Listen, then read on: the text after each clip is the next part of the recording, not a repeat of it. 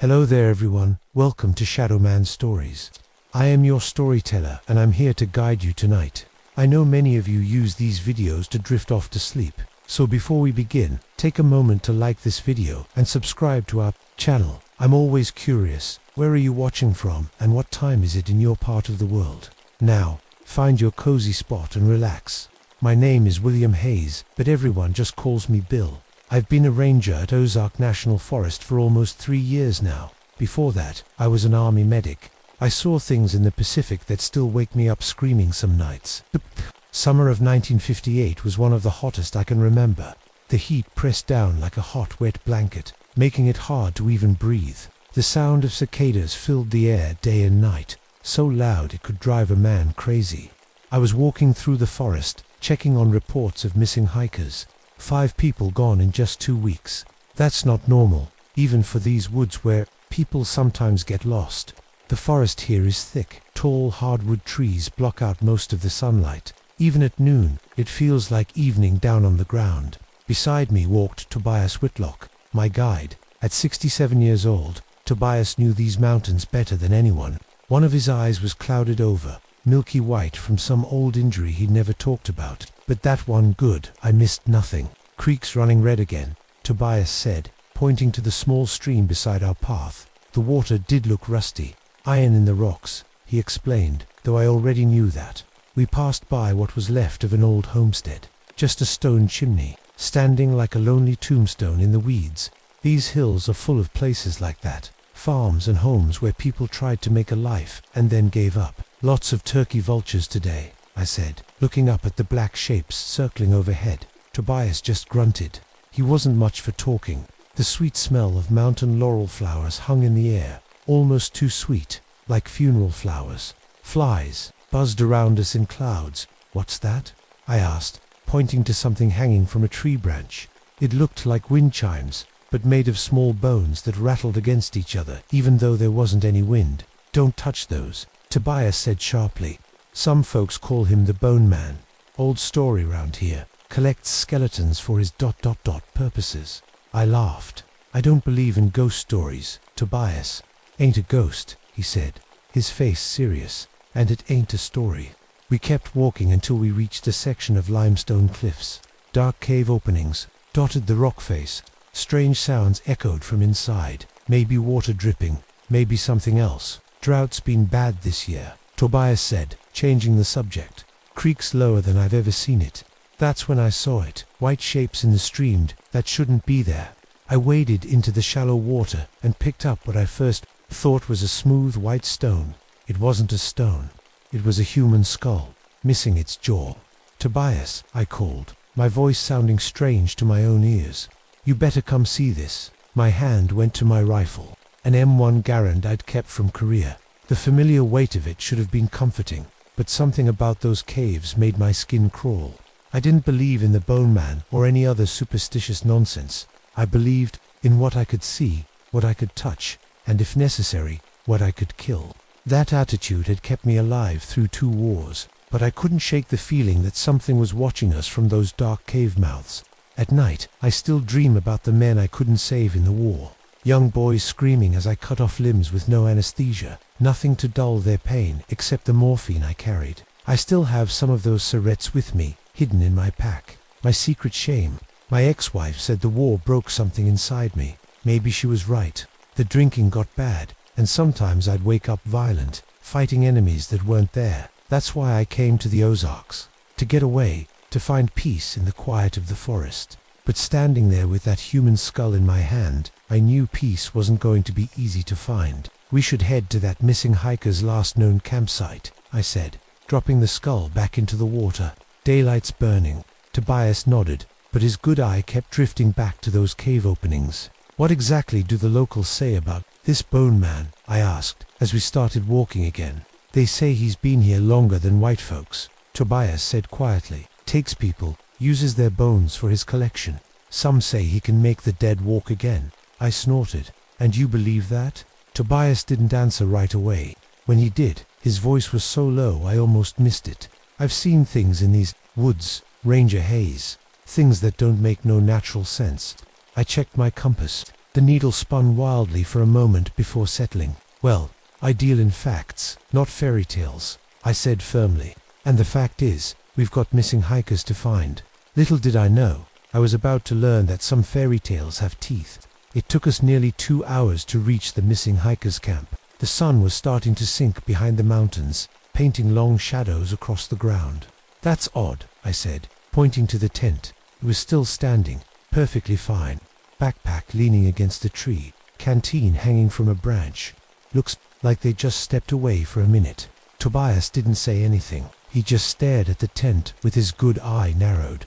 I unzipped the tent flap and peeked inside. The sleeping bag was there, but it was torn to shreds. Not cut with a knife, but ripped apart from the inside, like someone had been trying to claw their way out. "Tobias, come look at this," I called. But Tobias wasn't listening. He had wandered over to the dead campfire and was staring down at something. I walked over and felt my blood turn cold. Scattered around the ashes of the fire were bones, human bones, a leg bone, some ribs, and pieces of what looked like a skull. They were clean, like they'd been picked bare, and they were arranged in a circle around the fire pit. "What is this?" I whispered, though I didn't really want to know. "Summoning circle," Tobias said, his voice flat. "Old witchcraft from these hills. Someone's calling to him." I wanted to laugh it off, but the bones were real enough. "Could be an animal attack," I suggested. "Bear maybe. Dragged the body back here." Tobias just looked at me with pity in his eye. "Bears don't make circles." Ranger Hayes. I knelt down to look at some tracks in the mud near the fire. They looked almost human, like bare feet, but where the toes should be, there were marks like claws. "What makes tracks like this?" I asked, pointing. Tobias leaned over, squinting with his good eye. "Nothing good," he muttered, then straightened up suddenly. "We should go now, while it's still light." But I wasn't ready to leave. This was a crime scene. I had to gather evidence, take photos. These were human remains. "We need to document this," I insisted, pulling out my camera. Tobias grabbed my arm. His grip was surprisingly strong for an old man. "Look around you," he hissed. For the first time, I noticed the trees surrounding the campsite. They were carved with strange symbols. Some of the carvings looked fresh, the wood still pale where it had been cut. Others were old, grown over and stretched as the trees had aged.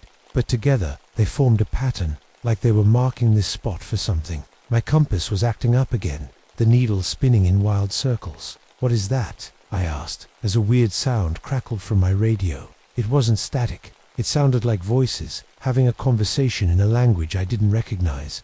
"Old Cherokee, maybe," Tobias said, listening, "or older." As we continued searching the area, we found something even stranger. About 50 yards from the camp were 3 freshly dug graves. Someone had dug them recently. The dirt was still loose, but they were empty, except for a fine dust that looked like ground-up bones scattered around the holes.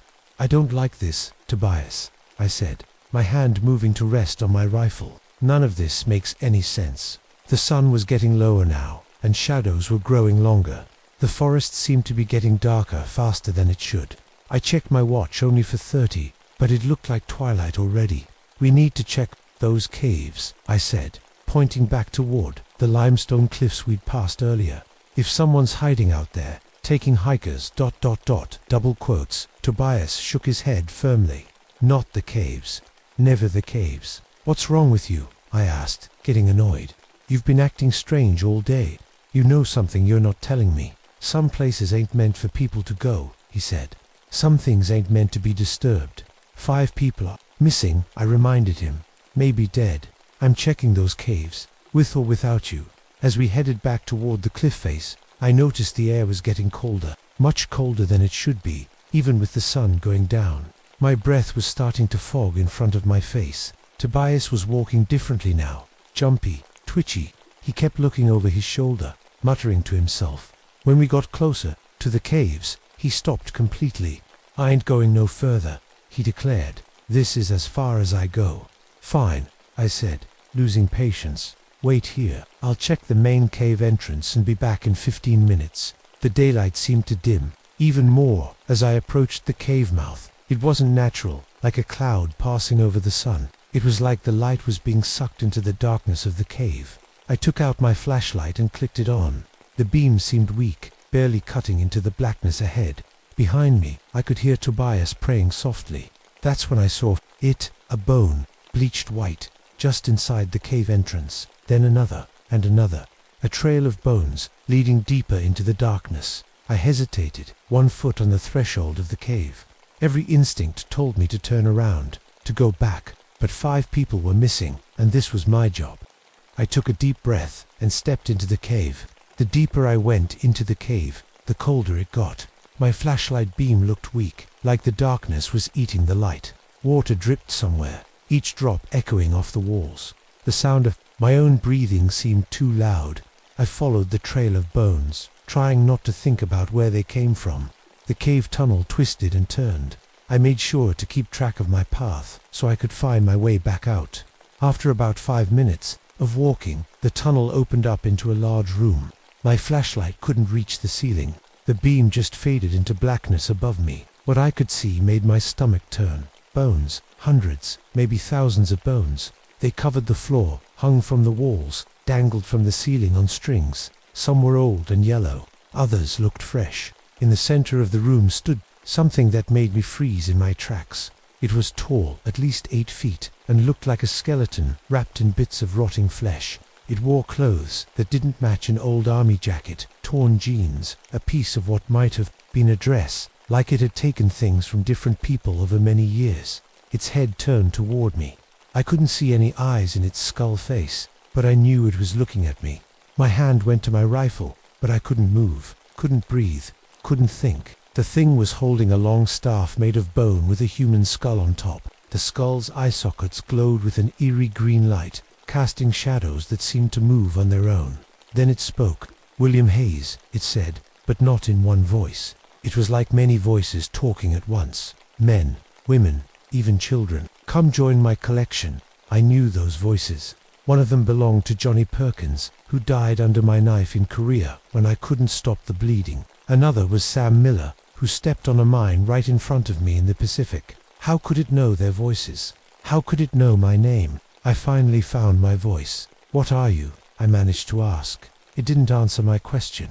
Instead, it tapped its bone staff on the ground 3 times. The sound echoed through the cave, and then I heard movement all around me. From the shadows, figures emerged. They were skeletons, human skeletons, walking on their own. Some still wore bits of clothing. Some had dog tags hanging around their neck bones. With horror, I recognized the tags on the skeleton nearest to me. They belonged to James Cooper, a kid from my unit who died in Korea. I'd been there when he died. I'd written the letter to his mother. "How is this possible?" I whispered. The tall creature, the bone collector, moved toward me, its joints creaking like old wood. "Your pain called to me, William," it said in those horrible multiple voices. "Your guilt, your nightmares. I can take them away." Behind me, I heard footsteps. I spun around, raising my rifle. It was Tobias, but his face was different now, cold, calculating. "You weren't supposed to come this far," he said. "Tobias, what's going on?" The old man smiled, but it wasn't a kind smile. "My family has served the collector for generations. We bring it what it needs." The truth hit me like a punch to the gut. "The missing hikers, you led them here. You led me here." Tobias nodded slowly. "The collector prefers those who've seen death up close. Soldiers, doctors, undertakers, people like you, Ranger Hayes." "You're insane," I said, raising my rifle and pointing it at him. "The collector can sense the death on you," Tobias continued, ignoring the gun. "All those men who died under your care, their screams that follow you, it can give you peace." The bone collector moved closer, its bone staff glowing brighter. "Join my collection, William," it said, and this time I recognized another voice, mixed in with the others, my own. "No more nightmares, no more pain, only peaceful sleep." For a moment, I almost believed it. The weight of all those deaths I carried, what if I could put them down? What if I could finally sleep without hearing their screams? But then I remembered something my father told me when I was a boy. "Nothing in this world comes free, Bill. If someone's offering you something too good to be true, look for the hook." I looked at the walking skeletons with their empty eye sockets and rattling bones. Was this peace, or a different kind of hell? "No," I said firmly. "I'll pass." The bone collector's skull face couldn't show emotion, but I felt its anger like a cold wind. Then your bones will join my army, it said, raising its staff. The skeleton soldiers began to move toward me, their bones clicking and clacking. They moved with purpose, with training. The ones with dog tags moved like soldiers, taking cover, working together. I backed away, but I was running out of room. Behind me was the cave wall. In front of me were the skeletons. To my right stood Tobias, and to my left was the bone collector itself. You can't fight this, Hayes, Tobias said. Nobody ever has. I looked at the bone collector, at its glowing staff, at the army of the dead surrounding me. I was trapped, outnumbered, facing something I couldn't begin to understand. But I'd been trapped before, in war, in life, and I was still here. I raised my rifle and aimed it at the thing I thought mattered most, the glowing skull on top of the bone staff. Watch me, I said, and pulled the trigger. My shot hit the glowing skull on top of the staff. Pieces of bone flew off, but the green light only flickered for a moment before burning bright again. The bone collector let out a horrible sound, like many people screaming at once. The skeletal soldiers moved faster, closing in on me.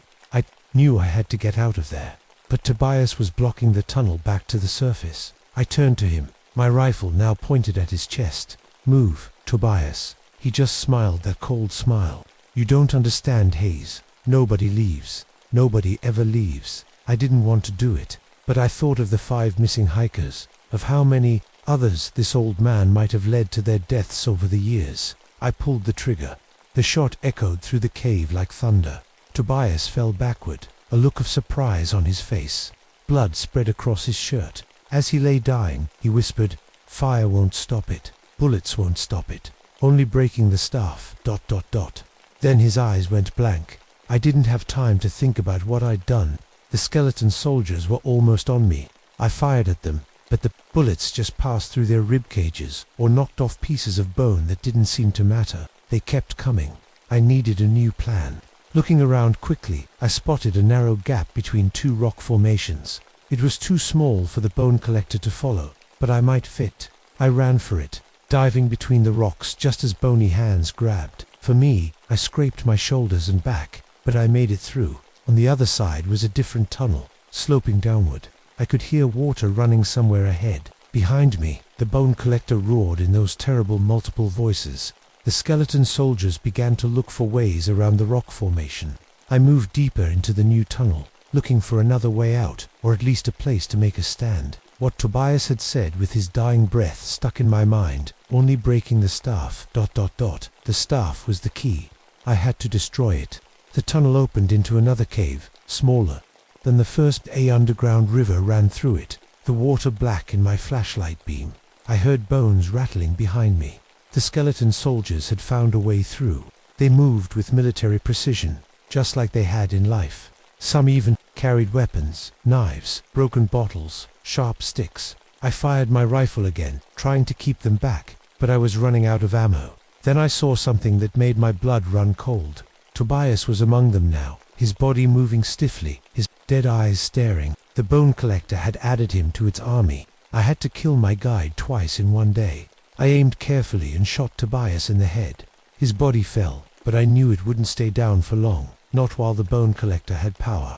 The bone collector itself appeared then, ducking its tall frame to enter the cave. The green light from its staff cast weird shadows on the walls. "There is no escape, William," it said in its chorus of stolen voices. "Your bones are mine." I was backed up against the underground river now. The cold water swirled around my boots. The skeleton soldiers formed a half circle, cutting off any escape. The bone collector moved toward me, reaching out with its free hand, bones with bits of dried flesh still clinging to them. I remembered my training. When outnumbered, when cornered, do something unexpected. I lunged forward, diving straight at the bone collector. It wasn't ready for that. I crashed into its bony frame, grabbing for the staff. We struggled, its strength surprising me. The staff between us glowed brighter, almost blinding. I could feel its power now, like electricity, running through my hands. Then we both lost our balance. We fell sideways into the underground river. The cold water shocked me. The current was stronger than I expected, pulling us both downstream in the darkness. I kept my grip on the staff, fighting to keep my head above water. The bone collector fought too, trying to pull the staff away from me. We tumbled through the water, smashing against rocks, getting pulled under, and bobbing back up. I could hear the skeletal army following along the bank, their bones rattling as they ran. Ahead, I could see the river disappeared under a low rock ceiling. If we went under there, we might never come back up. It was now or never. With all my strength, I forced the staff downward, aiming for a sharp rock jutting up from the river bottom. The bone collector howled, pulling back, but the current was with me. The staff hit the rock, and there was a sound like breaking glass. A blinding flash of green light filled the cave. The staff shattered, pieces flying everywhere. The effect was immediate. The bone collector let out a scream that seemed to come from 100 throats at once. Its body began to come apart, bones separating, floating away in the current. On the riverbank, the skeleton army collapsed all at once, like puppets with their strings cut. The green light faded. The cave went dark except for my flashlight, which had somehow stayed clipped to my belt. The current carried me around a bend, and suddenly I saw daylight ahead. The river emerged from the cliff face into the open air. I was swept out of the cave, managing to grab onto a tree root hanging down from the bank. Pulling myself out of the water, I collapsed on the shore, gasping for breath. All around me were bones, hundreds of them, washed out of the cave by the river. Just ordinary bones now, with no life in them. I lay there for a long time, letting the late afternoon sun warm me. The forest was quiet except for the normal sounds of birds and insects. The unnatural cold was gone. I knew no one would believe what had happened. I barely believed it myself. They would find the bodies of the missing hikers eventually, and Tobias too. They would blame him, call him a serial killer. Maybe that was close enough to the truth. As for the bone collector and its army of the dead, some things are better left as stories. The kind people tell around campfires but don't really believe. I gathered my gear and started the long walk back to Ranger Station. My clothes were soaked. I was bruised all over, and I had no idea how I would explain any of this in my report. But for the first time in years, I felt a strange kind of peace. Those voices that had haunted me, the men who died under my care, they had been set free when the staff shattered. I knew somehow that they wouldn't be visiting my dreams anymore. As the sun set over the Ozark Mountains, I made a promise to myself. I would never come back to these caves. Some places should be left alone. Some things should stay buried. But if I ever heard stories about missing hikers, about bones found in strange places, about an old man with a clouded eye leading people into the woods, I would remember what waited in the darkness, and I would be ready.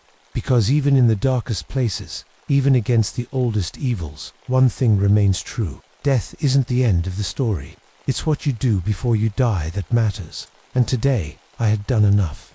My name is Jackson Murphy, and this is the story of what happened to me in the summer of 1962, deep in the Cascade Mountains of Washington. Some nights, I still wake up in a cold sweat, thinking I hear that thing breathing behind me. But I should start at the beginning.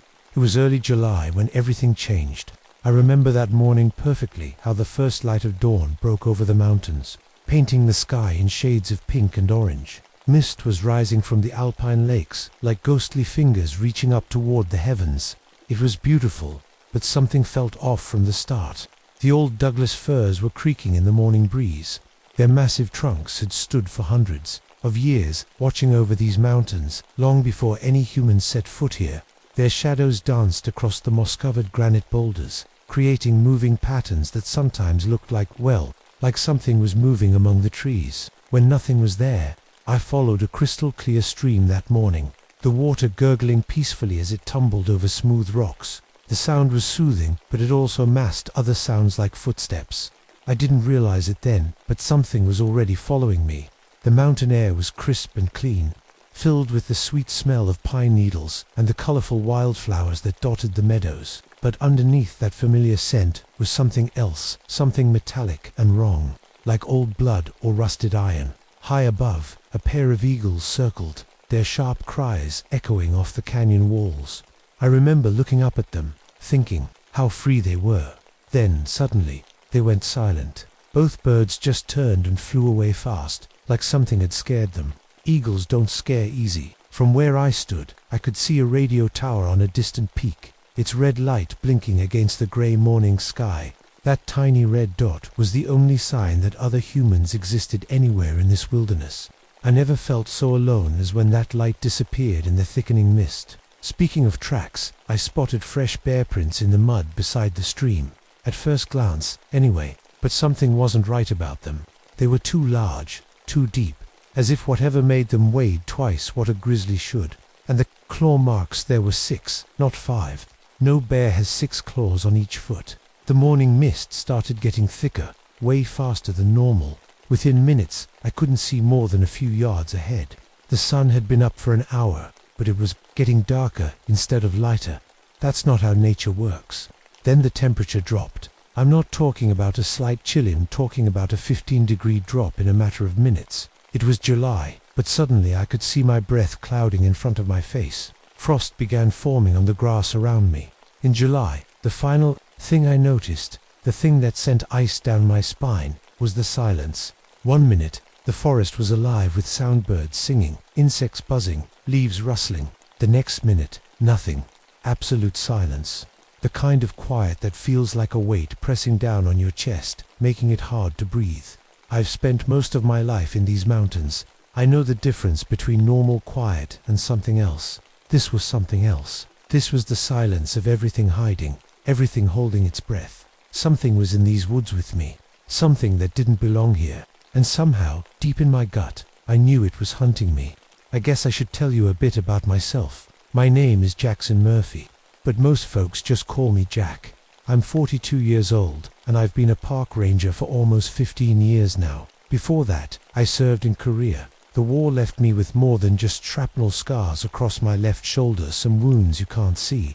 I wasn't always stationed in the Cascades.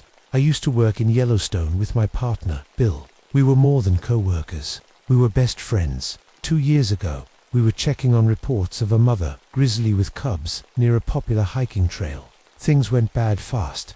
The bear came out of nowhere.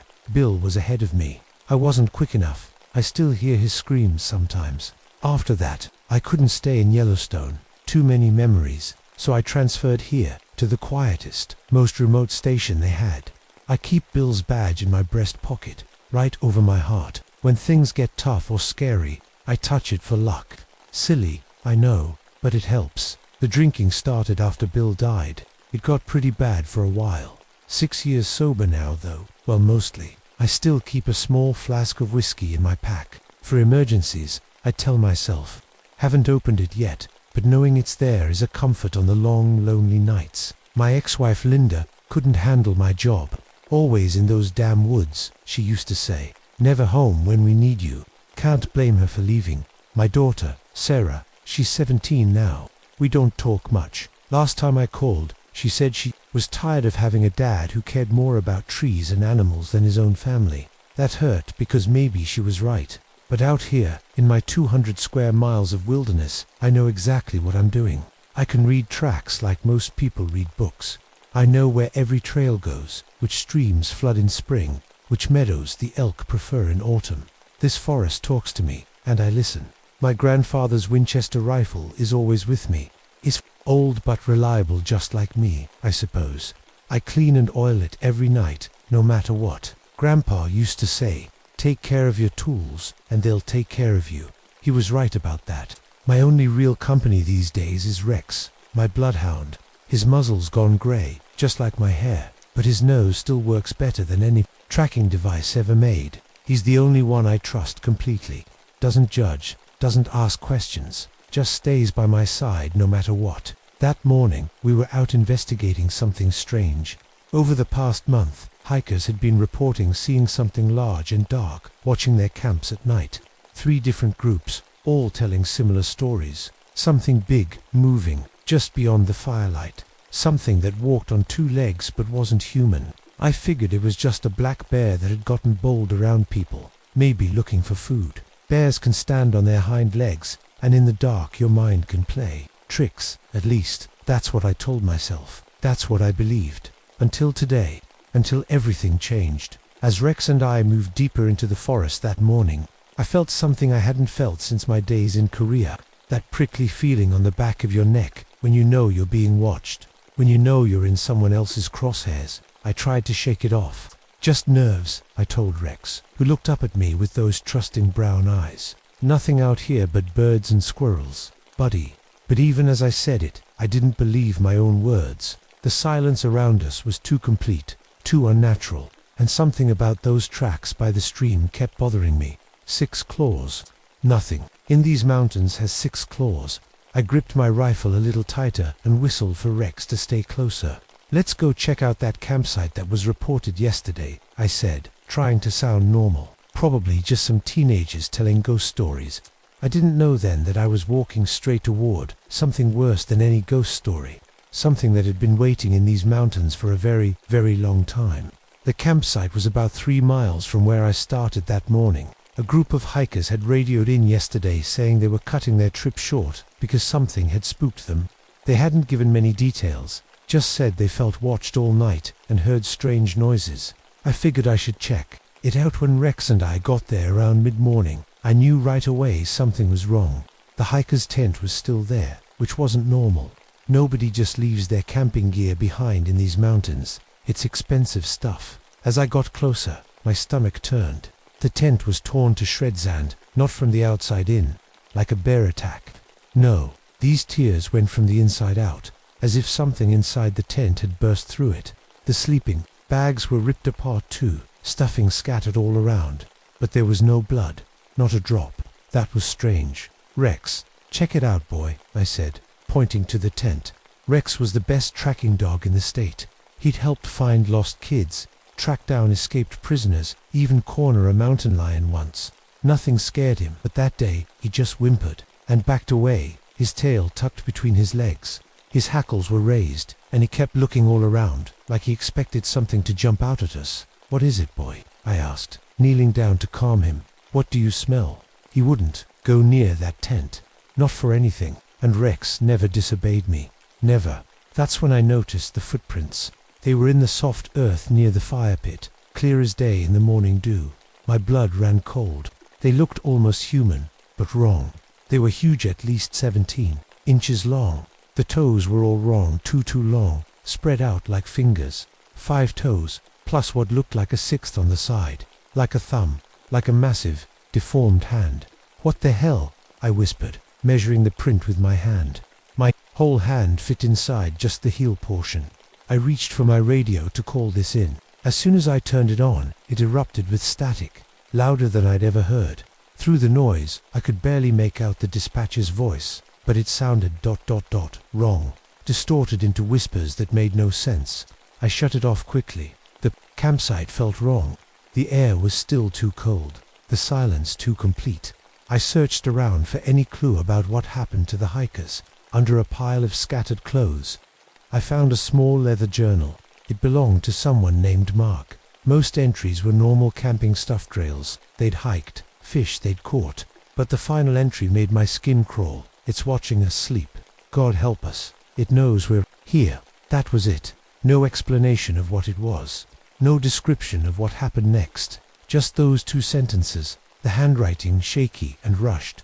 As I put the journal in my pocket, I noticed something odd about the trees surrounding the campsite. The bark on several of them had been stripped off in perfect spirals, going up about 8 feet. It wasn't like a bear sharpening its claws. Bears leave vertical marks. These spirals looked deliberate, as if something had climbed the trees while spinning around them. "Rex, stay close," I said, my voice sounding strangely small in the heavy silence.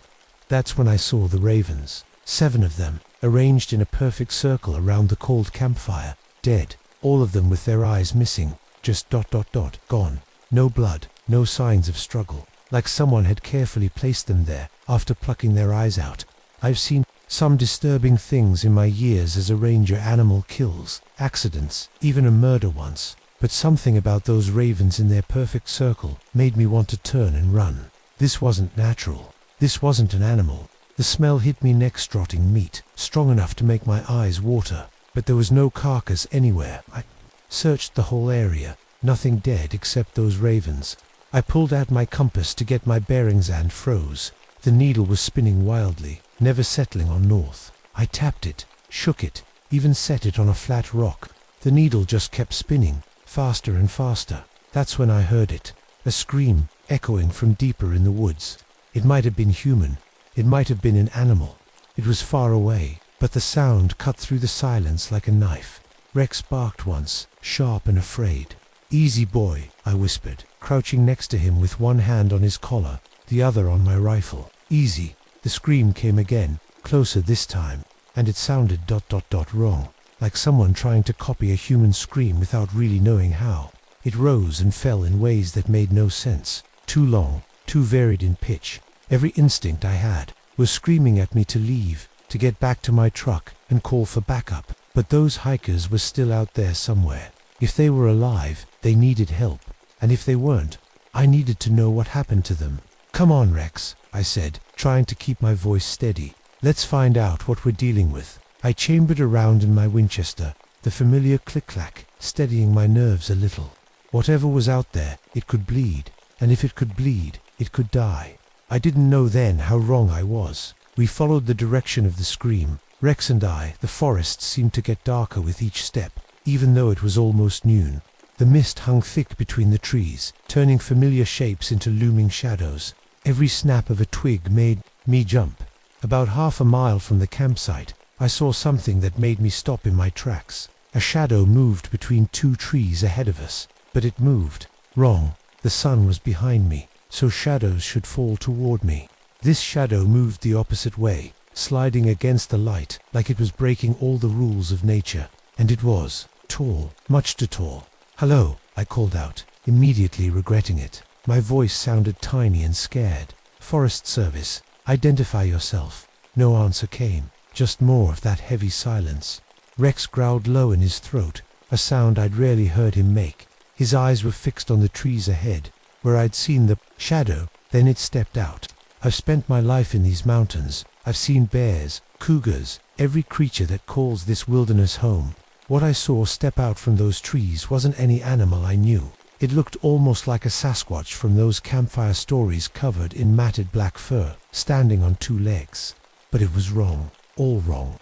It stood at least 9 feet tall, its arms hanging down past its knees. The fur wasn't quite fit, seemed to shift and move, even when the creature was still, like smoke given solid form. But its eyes, ...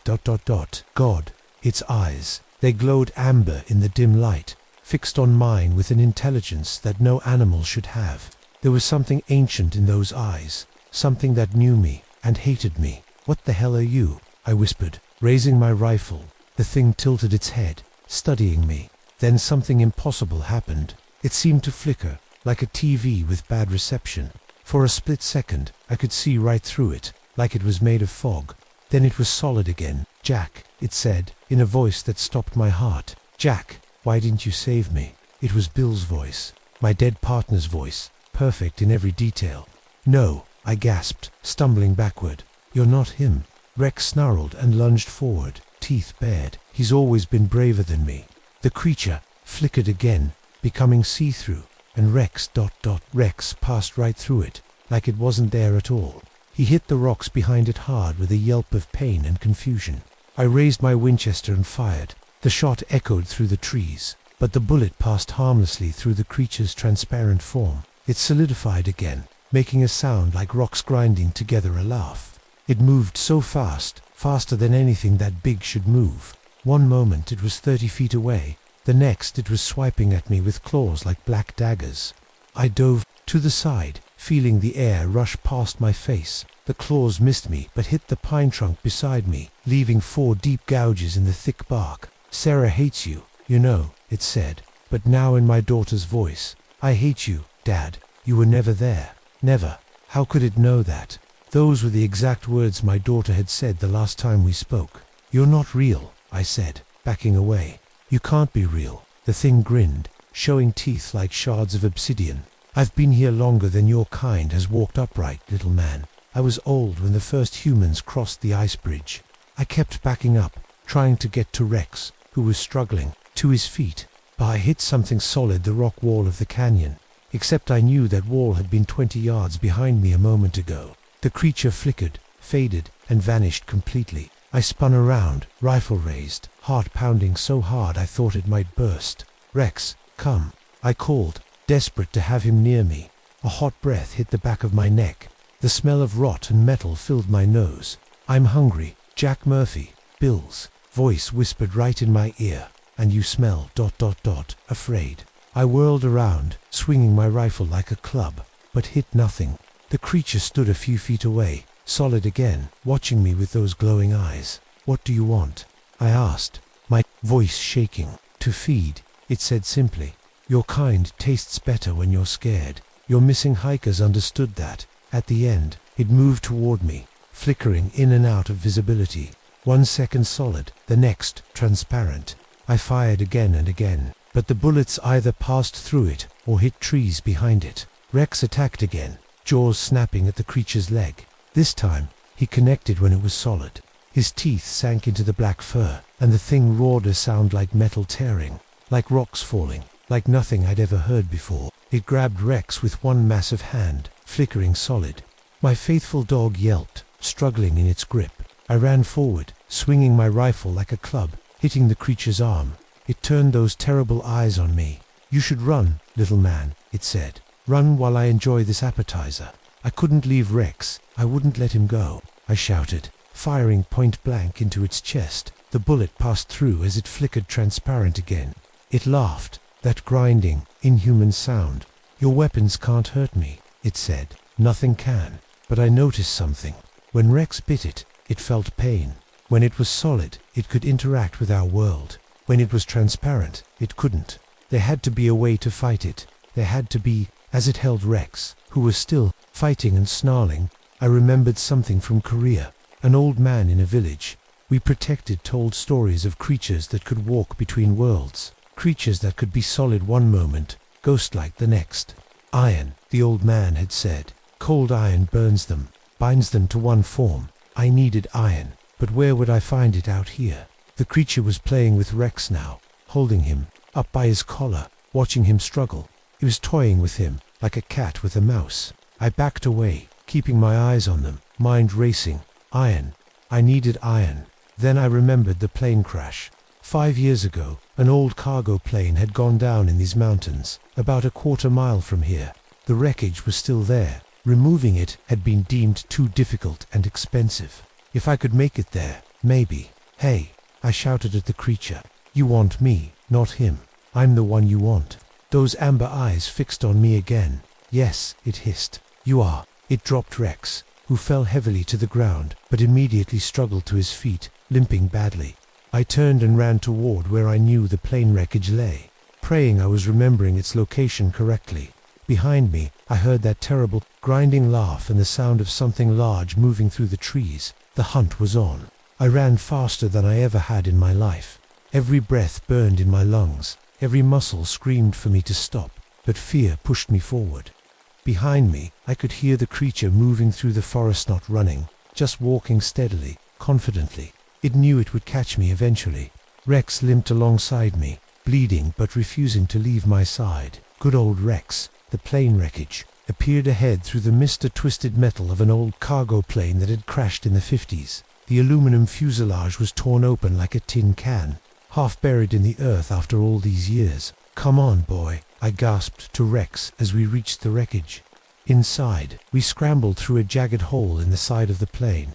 The inside was hollow, seats long gone, just the metal skeleton remaining. Perfect. The support beams were enough. Could see the rust streaking down them in the dim light, filtering through the broken windows. I grabbed one of the loose beams. It was about 4 feet long, one end jagged where it had broken off in the crash. Heavy, solid, iron. It comes, little man. The creature's voice echoed from outside. It didn't sound like Bill anymore. It didn't sound human at all. I positioned myself near the entrance, iron beam clutched in my hands. Rex stood beside me, bloody but growling, ready to fight to the end. My faithful friend. When it comes in, Rex, I whispered. We only have one chance. It has to be solid to enter. That's when we hit it. The light outside dimmed, as if something large was blocking the entrance. The smell of rot and metal grew stronger. I can smell your fear, it said from just outside. It's delicious. Then it was there, ducking its massive form through the entrance. Those glowing eyes finding me in the darkness. It was solid, it had to be to push through the opening. Now, Rex, I shouted. Rex lunged forward, a blur of fur and fury, latching onto the creature's leg again. It roared, swinging down to grab him. That's when I struck. I drove the iron beam forward with every ounce of strength I had, aiming for its chest. The jagged end punched through the black fur into the body beneath. The creature let out a shriek that made my ears ring, the sound of tearing metal amplified. 100 times it tried to flicker, to become transparent, but something was wrong. Where the iron touched it, it stayed solid. Black blood, thick as tar, poured from the wound. Iron, I gasped. You can't phase through iron, can you? The creature's eyes widened with something I hadn't seen in them before: fear. It backed away, the beam still sticking out of its chest, trying to pull it out. But the iron seemed to burn its hands. It shrieked again, a sound of rage and pain. You know nothing of what you face, it hissed. I am older than your civilization. I will not be defeated by a speck like you. It lunged forward suddenly, grabbing Rex before I could react. In one horrible motion, it lifted my dog high and snapped his neck with a wet cracking sound. Then it tossed his body aside like garbage. No, I screamed. The world seemed to stop. Rex, my last friend in the world. Something broke inside me then. All fear vanished, replaced by a rage so pure it felt like fire in my veins. I grabbed another iron beam from the floor of the plane. You're going to die here, I said, my voice steady and cold. Whatever you are, wherever you came from, it ends now. The creature was struggling with the beam in its chest, its movements growing slower. The iron was weakening it. It swiped at me as I approached, but I ducked under its arm and drove the second beam into its side. It howled, black blood pouring onto the plane's floor. I didn't stop. I grabbed a third beam and a fourth, driving them into different parts of its body whenever it was solid enough. The creature thrashed and roared, tearing gashes in the plane's metal skin, but growing weaker with each iron stake I drove into it. Its flickering became more erratic, solid, transparent, solid again, unable to maintain either state. This isn't over, it gasped, its voice distorting. I cannot die. I will return. Maybe, I said, grabbing the largest beam yet, but not today. With all my strength, I rammed the beam through its head, where those terrible glowing eyes stared at me with ancient hatred. The creature exploded. There's no other word for it. It burst into fragments of shadow that scattered like smoke in a strong wind, dissipating in the weak sunlight that filtered through the plane's broken roof. The sudden silence was deafening. I stood there, covered in black blood, surrounded by iron beams that now lay on the empty floor. The creature was gone. I fell to my knees, the adrenaline draining away, leaving me empty. Rex. I crawled to where his body lay, gathering him in my arms. My friend, my companion. He had died saving me. I'm sorry, boy, I whispered, tears streaming down my face. I'm so sorry. I don't remember much after that. They tell me a search team found me 3 days later, still in that plane wreckage, clutching Rex's body, unwilling to let go. They say I wouldn't speak, wouldn't eat, wouldn't acknowledge anyone, just stared at shadows with wide, terrified eyes. They put me in an institution for a while. 2 years, they tell me. The doctors called it a psychotic break, said I'd invented the creature to cope with some kind of animal attack, said it wasn't real. But I know what I saw. I know what I fought. I was released eventually, went back to being a ranger, but in a different park, somewhere with open spaces and sunshine, no deep forests, no shadows. I never told anyone the full story. Who would believe me? But I wrote it all down in my journal, every detail, every moment, and I added a warning. It's not dead. I didn't kill it.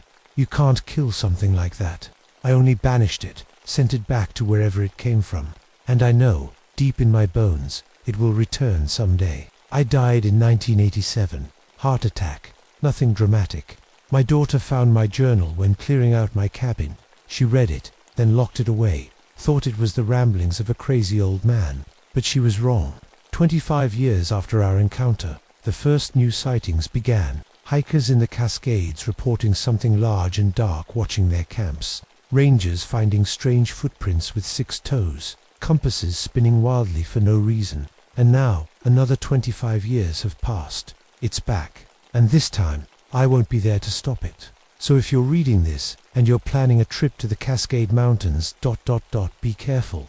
Stay in the sunlight. And if the forest around you suddenly goes quiet, if the air turns cold on a summer day, if you feel eyes watching you from the shadows, run, and don't look back. because the shadows in those mountains aren't just shadows, they're hunting.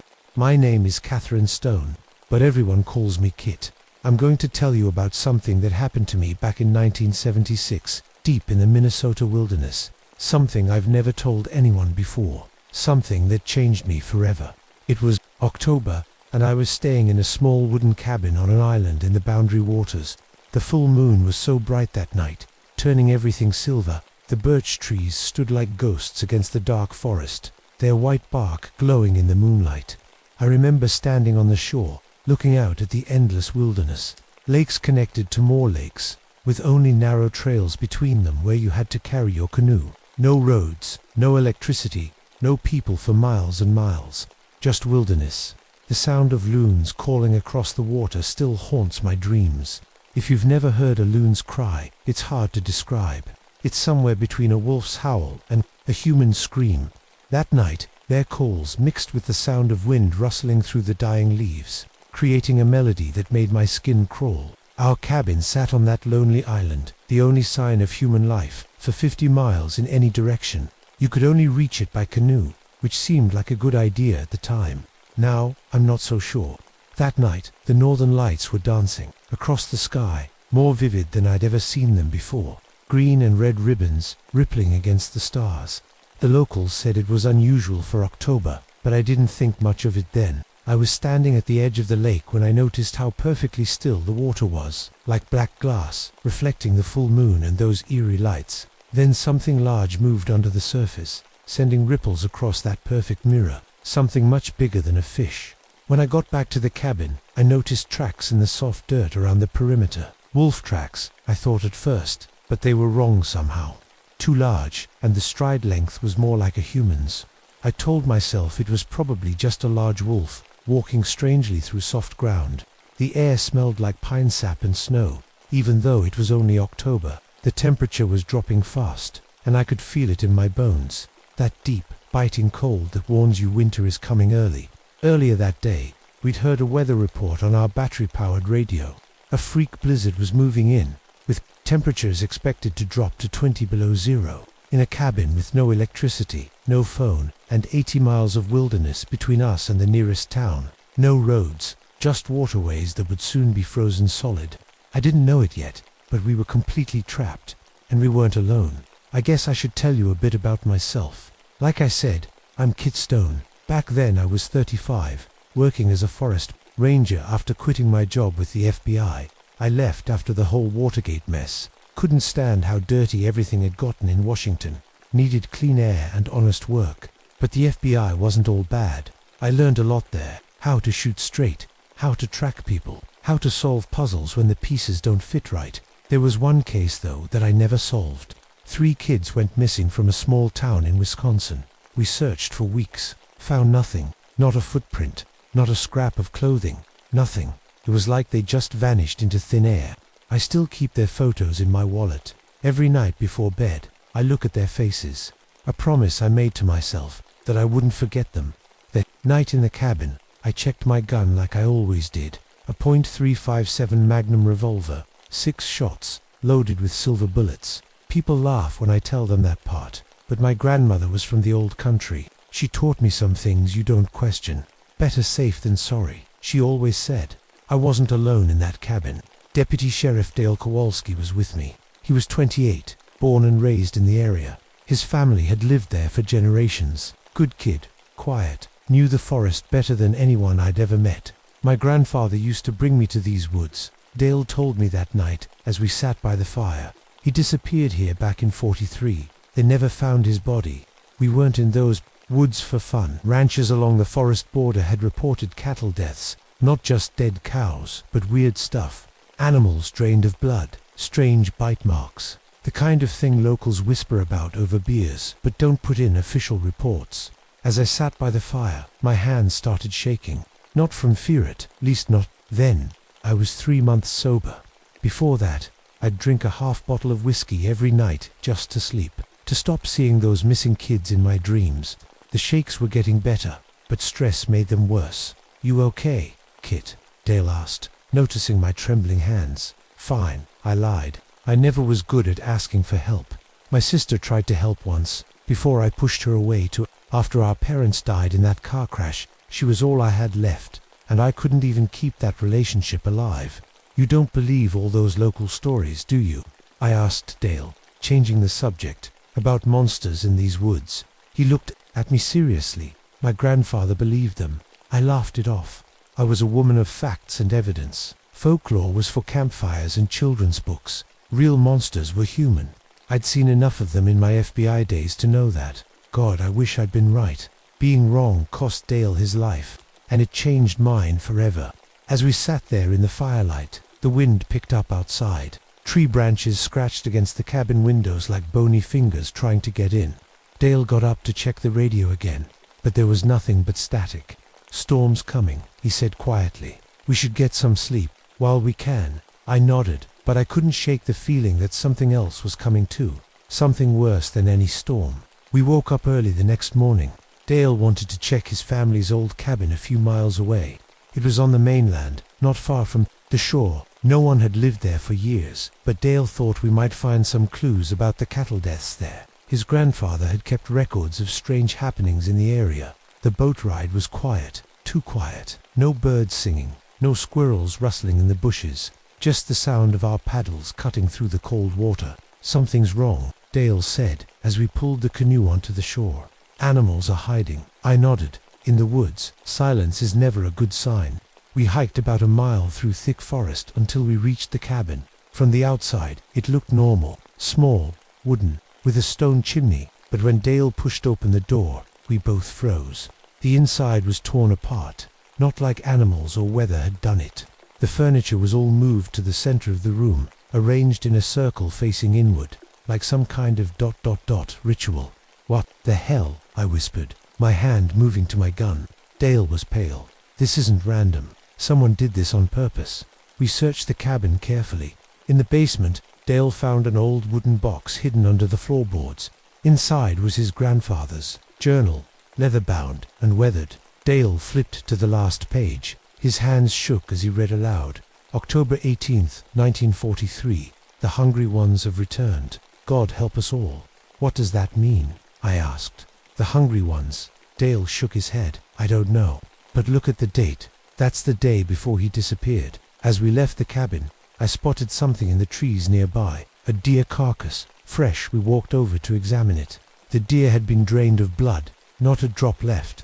There were strange bite marks on its throat, not like a wolf or bear. The marks were too neat, too precise. "We should get back to the island," I said, trying to keep my voice steady. "Before dark." As we headed back, Dale kept reading his grandfather's journal. His face got paler with each page. He started muttering to himself in Polish, his family's language. I couldn't understand the words, but the fear in his voice was clear as day. Halfway back to our canoe, the radio on my belt crackled to life. It was the ranger station in town. "Kit, do you copy? We've got reports of there nothing but static," followed by what sounded like wolf howls. Close howls, like they were right at the station. "Try again," Dale said. I pressed the talk button. "This is Ranger Stone. Come in." Nothing but static. That's when I noticed the footprints on the muddy trail. Human prints that suddenly changed to wolf tracks, then back to human again, like someone had transformed while walking. "Dale," I said slowly, "look at these tracks." He stared at them, then at me. "That's not possible." That night, back at the cabin, I checked my gun again. The silver bullets had turned black overnight, like they'd been tarnished. I'd never seen silver do that before. The windows of the cabin started fogging up from the inside, despite the cold air. In the condensation, I saw handprints appear, like someone was pressing against the glass from our side, but there was no one there. I looked over at Dale, who had fallen asleep in his chair. His eyes were moving rapidly under his eyelids. In the moonlight streaming through the window, I could have sworn his eyes had changed color. His pupils were huge, despite the bright light. Then I heard it. Distant howling. A whole pack of wolves, by the sound of it. And Dale, ... Dale started, growling in his sleep. A deep, rumbling sound that no human throat should make. He didn't even seem to know he was doing it. I sat there, gun in hand, watching my partner growl in his sleep as he answered the call of the wolves outside. Something was very wrong with Dale Kowalski, and I was alone with him on an island in the middle of nowhere. I didn't sleep that night. How could I? I sat in a chair by the door, gun in my lap, watching Dale. He tossed and turned, sometimes whimpering, sometimes growling. When the first light of dawn came through the windows, I finally relaxed a little. "You look terrible," Dale said when he woke up. "Didn't you sleep?" "No," I said simply. I didn't tell him why. After a quick breakfast, we went outside to check the weather. The sky was grey and heavy with snow clouds. The wind had died down, making everything eerily quiet. That's when we saw them. Wolves, but not like any wolves I'd ever seen before. They stood in a circle around our cabin, at the edge of the trees, and they were standing on their back legs, like people. "Get inside," I whispered to Dale. Now we backed into the cabin slowly. I counted 7 of them, all massive, all watching us with eyes that looked too smart, too aware. "What's happening?" Dale asked, his voice shaking. "Those aren't normal wolves." Before I could answer, the pack parted and another figure stepped forward. It was bigger than the others, at least 7 feet tall. It walked upright like a man, but was covered in silver-grey fur, and it wore clothes. Tattered, dirty human clothes. "Oh God," Dale whispered. "It's happening to me too, isn't it?" I looked at him, confused. Then I saw it, a bite mark on his wrist, partially hidden by his sleeve, red, inflamed. "When did that happen?" I demanded. "Yesterday, in the woods."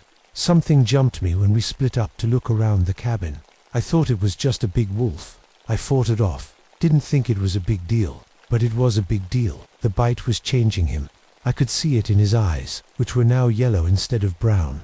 The creature outside moved closer to the cabin. It tilted its head back and howled, a sound that was part wolf, part human scream. Then it spoke. "Welcome home, Dale," it said in a gravelly voice, a voice that made Dale go pale. "That's my grandfather's voice," he whispered. "How is that possible?" I gripped my gun tighter. "That thing is not your grandfather." But Dale wasn't listening anymore. He was staring at the creature, his body shaking. "The family curse," he said quietly. "It's real. All those stories my father told, they were true." "What curse?" I asked, trying to keep him focused. Away from the pool, I could see the creature had on him my bloodline, cursed for generations. "The hunger... it passes down." He looked at me with tears in his eyes. "I can feel it growing inside me, Kit. I can feel myself changing." The creature outside scratched at the door. Its claws left deep gouges in the wood. "You can't fight it, Dale," the thing said. "The moon is rising again tonight. You'll be one of us. You'll hunt with us." Dale screamed and fell to his knees, clutching his head.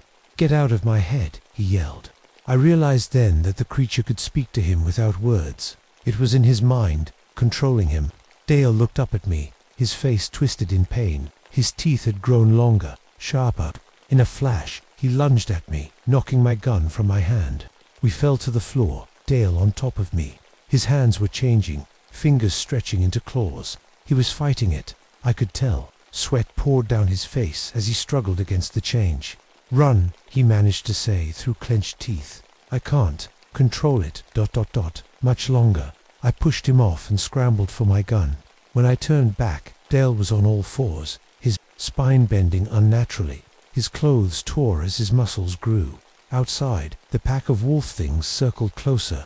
I could hear them breathing, smell their wild, musky scent. They were excited, hungry. The leader, the one with Dale's grandfather's voice, sniffed the air. "I can smell your fear, woman," it said.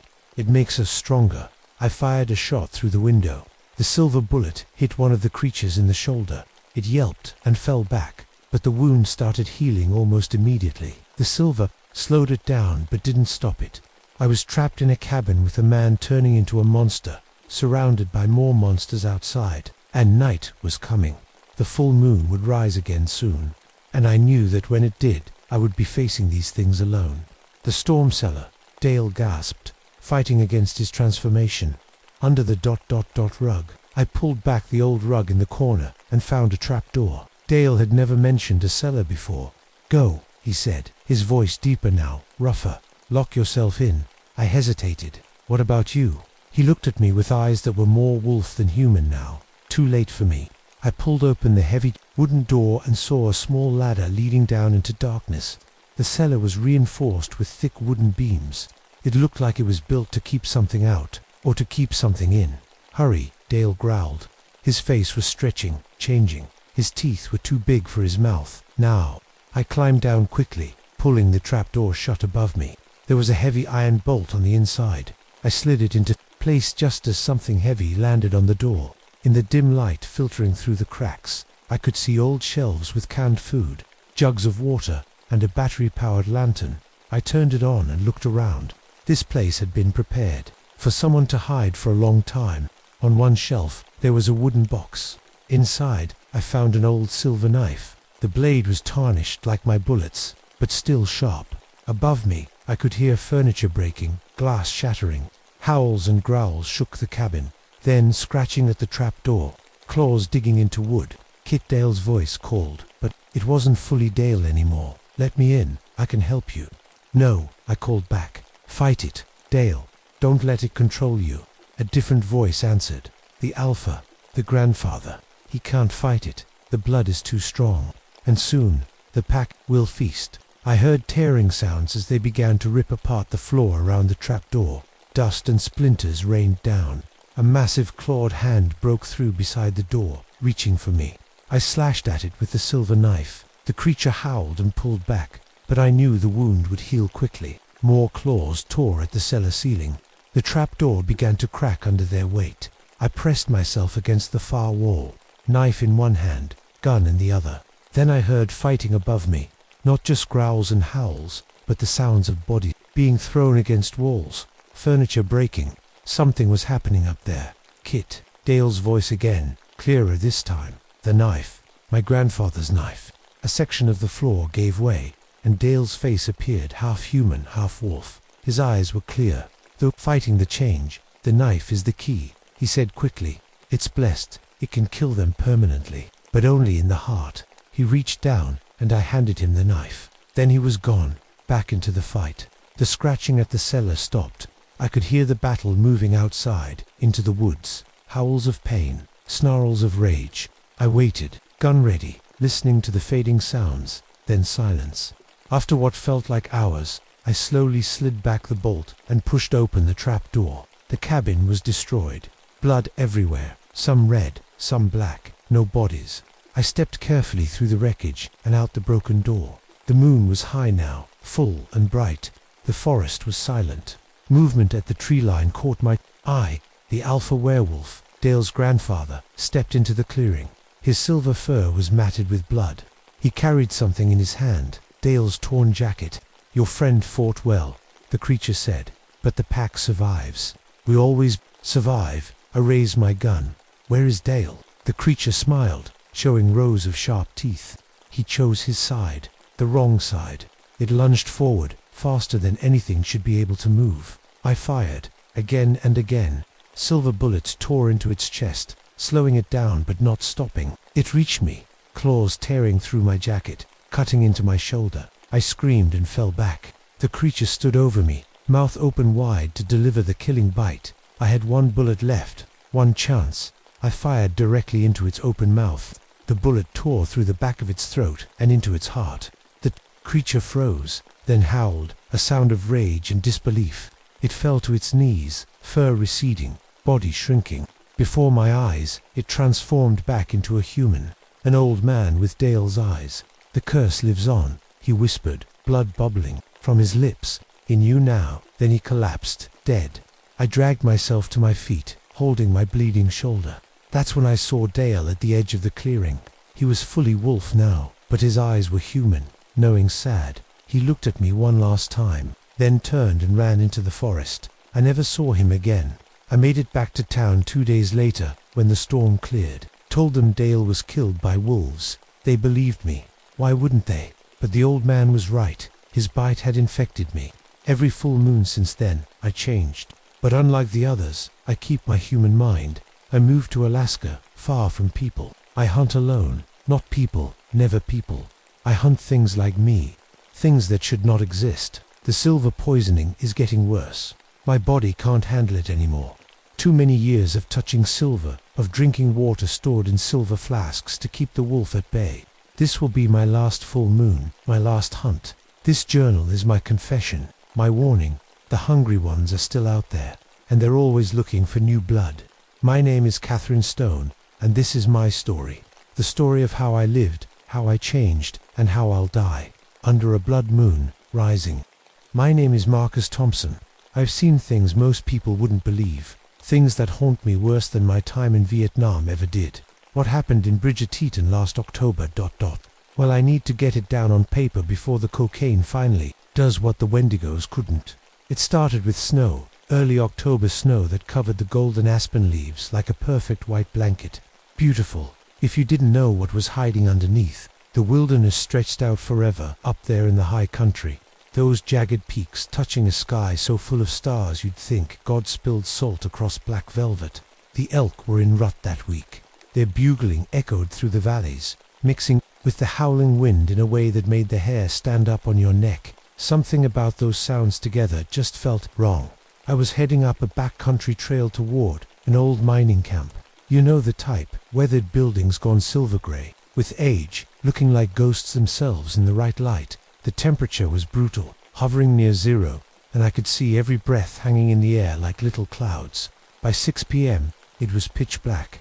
No moon that night. Thick storm clouds took care of that.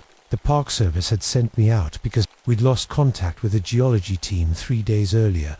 Standard procedure, except nothing about this would turn out standard. An avalanche had taken out the main trail earlier that week, forcing me to detour through a section of the park I'd never patrolled before. That should have been my first warning.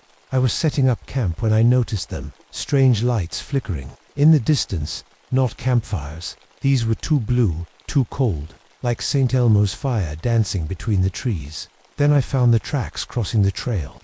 At first I thought bear, but the shape was all wrong. Human feet.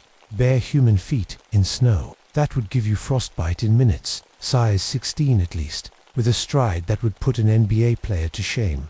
The radio crackled that night with the weather report.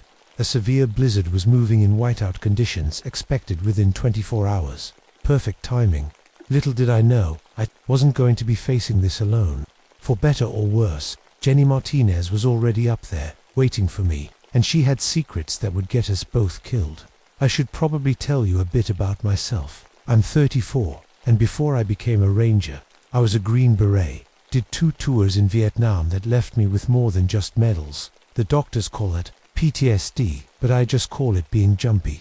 I don't sleep much, and when I do, there's always a knife under my pillow. Old habits.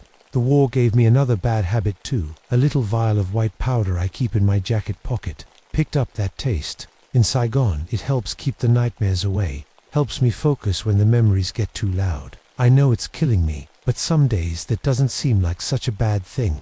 Can't keep a relationship going either. 2 marriages, 2 divorces. Both my ex-wives said the same thing when they left, that I was too distant, too angry. Hard to argue with that.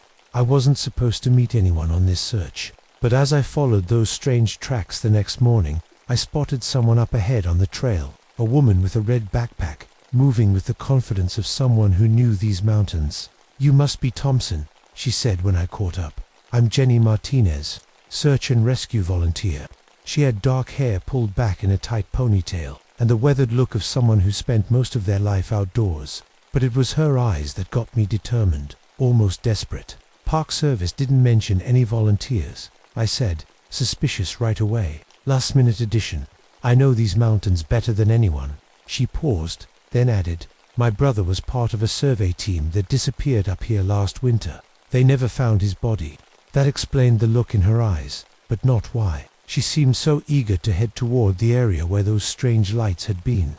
What she didn't know was that I wasn't just carrying my standard-issue sidearm. Strapped to my pack was a modified M16 I'd brought back from Nam. Illegal as hell. But when you've seen what I've seen, you don't take chances. As we hiked through the deepening snow, I watched her. Something felt off. She kept checking her map and looking at the same ridgeline, like she knew exactly where she wanted to go. The geology team we were supposedly looking for had been headed in a completely different direction. My time in the jungle taught me one thing. There's no such thing as coincidences. When things line up too perfectly, it usually means someone's setting you up. I just didn't know yet if Jenny was the trap or walking into one herself. By late afternoon, the wind picked up, driving the snow sideways. The storm was coming faster than predicted. We needed shelter, and according to Jenny, the old mining camp was just ahead. I didn't trust her, but I didn't have much choice either. As we pushed forward, the strange tracks I'd been following suddenly veered off toward the exact spot Jenny had been staring at all day. Like I said, I don't believe in coincidences. We reached the geology team's base camp just before the storm hit full force. What we found wasn't good. Jesus, I whispered, taking in the scene. The tents were shredded to ribbons, equipment scattered everywhere like something had thrown a tantrum. No blood though, that was strange. Jenny stood frozen, her face pale as the snow around us. This is just like my brother's camp, she said quietly. I crouched down to examine some tracks leading away from the disaster. Human footprints, fresh ones, headed straight for a rocky cliff face about 50 yards away. I followed them, expecting to find them stop at the wall of rock. They didn't. The footprints continued up the vertical surface, as if whoever or whatever made them could walk up walls like a spider. That's not possible, I said, more to myself than to Jenny. When I turned back, Jenny was digging frantically through the ruined equipment. Her hands were shaking. You want to tell me what's really going on? I asked, because I'm thinking you didn't come up here just to help find some missing scientists. She stopped digging and looked up at me. Fear and determination fought for control of her face. My brother's team found something last year, she admitted. Something important. He called me the night before they disappeared. Said they'd discovered tunnels in the mountain. Old mining shafts, but different. He was excited but scared too. A burst of static from my radio interrupted her. Through the crackling, I heard something that made my skin crawl. Children's voices, singing softly. A lullaby in a language I'd never heard before. That's not the Weather Channel, Jenny whispered. The singing faded, replaced by the howl of the wind as the storm closed in around us. We needed shelter, and fast. The old mining camp, I said. How far? Half-mile that way, she pointed. But I want to check something first. She led me to a spot near the cliff, where the strange footprints had climbed upward. Pushing aside, some snow-covered brush revealed a dark opening near tunnel entrance, barely big enough to crawl through. I'm betting this connects to what my brother found, she said. My instincts screamed to stay outside, blizzard or no blizzard. But when Jenny shined her flashlight into the opening, I noticed something odd. Warm air was flowing out of the tunnel. It shouldn't be warm, I said. Not in this weather. Inside, the tunnel opened up enough for us to stand. Fresh scratch marks lined the walls, deep gouges in solid rock that no normal tool could make. The warmth increased as we moved deeper, like the mountain had its own heating system. About 50 yards in, Jenny's light caught something white on the ground. Bones, human bones, picked clean and arranged in neat piles. Not scattered like animals would leave them organized, deliberate. Feeding patterns, I said, remembering similar arrangements I'd seen in villages in Southeast Asia. Certain tribes would stack bones from their meals in specific ways. Jenny's face had gone completely white. Marcus, I need to tell you something. My brother's team didn't just find tunnels. They found a burial chamber. Ancient. Native American, they thought. But whatever was buried there, she didn't finish the sentence. She didn't need to. My hands started shaking then, and I felt the familiar itch for the vial in my pocket. The thin mountain air was making my withdrawal symptoms worse. Cold sweats, paranoia. But what scared me most was realizing that the howling sound we'd been hearing wasn't the wind. It was coming from deeper in the tunnels. Something big, something hungry, and it knew we were there. We should have turned back right then. Every instinct I had from my time in the jungle was screaming at me to run. But the storm outside had turned into a full blizzard, and the howling sound from deep in the tunnels was getting closer. We need to move, I whispered, unslinging my M16 from my pack. Jenny's eyes widened at the sight of the weapon, but she didn't ask questions. Smart girl. That's when we heard Ita's voice calling from deeper in the tunnels. Jenny, Jenny, is that you? Help me, please. The color drained from Jenny's face. That's Mike, she whispered. That's my brother's voice. Before I could stop her, she bolted forward, following the voice. Mike, I'm coming. Jenny, wait, I shouted, but she was already running down the tunnel. I cursed and took off after her, the beam of my flashlight bouncing wildly across the rock walls. I caught up to her where the tunnel opened into a larger chamber. She stood frozen, staring up at something that made my blood run cold. They were tall, impossibly tall. 3 creatures, standing at least 12 feet high, with bodies so skinny they looked like walking skeletons. Their skin was a sickly grey-white, stretched tight over bones. But their eyes glowed like hot coals in the darkness. The one in front wore what looked like a tattered Park Service jacket. With a sick feeling, I realized it must have belonged to Jenny's brother. "Jenny," it said in a perfect copy of the voice we'd heard. "You came." Pieces of flesh hung from its mouth, fresh blood dripping down its chin. "Wendigos," I whispered, remembering stories I'd heard from a Native American sergeant in my unit. Cannibalistic spirits that possessed humans, cursing them with an endless hunger. Jenny made a small, broken sound. The lead Wendigo tilted its head, studying her like a wolf eyeing a wounded deer. "He was delicious," it said in Mike's voice. "Will you taste the same?" I raised my rifle and fired, the sound deafening in the confined space. The bullets hit the creature square in the chest, forcing it back a step, but the wounds closed almost instantly, the bullets pushing back out of its body and clattering to the floor. "Run," I shouted, grabbing Jenny's arm and pulling her back toward the tunnel entrance. The Wendigos moved with unnatural speed, their long limbs carrying them in bounding leaps. I fired again, aiming for their legs this time, trying to slow them down. One of them came at us from the side. They were trying to cut us off, separate us. Classic pack hunting strategy. "They can see our body heat," Jenny gasped as we ran. "That's how they track in blizzards." "How do you kill them?" I shouted, firing again to keep them back. "Fire," she said. "Only fire destroys them completely." We reached a fork in the tunnels. Without warning, one of the creatures dropped from the ceiling directly in front of us. Its clawed hand lashed out, catching Jenny across the shoulder. She screamed as it lifted her into the air. I emptied my magazine into the thing's face, giving me just enough time to pull my combat knife. I slashed at the arm holding Jenny, cutting deep enough that it dropped her. "This way," I shouted, pulling her down the left tunnel as the Wendigos screeched behind us. But we'd chosen wrong. The tunnel narrowed quickly, ending at a rock wall. We were trapped. I turned, pushing Jenny behind me as I reloaded my rifle. The Wendigos approached slowly now, knowing they had us cornered. Their eyes glowed brighter, with excitement, hunger making them more animal than human. The lead one, the one wearing Mike's jacket, spoke again, but not in Mike's voice this time. This voice was ancient, a growling sound that barely resembled human speech. "The hunger never stops," it said. "You will join it, you will feed it, forever." I raised my rifle, knowing it wouldn't be enough, but determined to go down fighting. Behind me, Jenny's breathing came in short, terrified gasps as her blood dripped onto the stone floor. The Wendigos could smell it, their heads tilted back, nostrils flaring, and they let out a sound that wasn't quite a howl and wasn't quite a laugh. Then they attacked. I fired until my rifle clicked empty. The Wendigos flinched with each hit but kept coming. The lead one grabbed Jenny before I could stop it, dragging her away screaming. I lunged after them, but the other two blocked my path, their long clawed fingers reaching for me. "Jenny," I shouted, dropping my useless rifle and pulling out my sidearm.